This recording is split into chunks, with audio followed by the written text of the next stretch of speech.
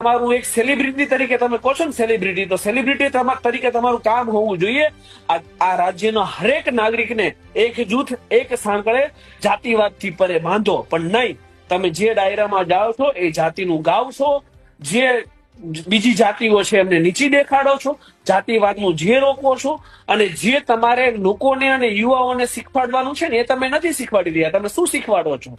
તો કે બાકાજીકી, ફાકા ફોજદારી, મોરે મોરો દેવાનો, આ બધું તમે શીખવાડો છો ને એનું કારણ અત્યારે આ છે કે તમે જયારે સિસ્ટમમાં ઉતર્યા ને તો તમને ખ્યાલ આવ્યો કે સાલી અમારી એફઆઈઆર નથી લેવાતી.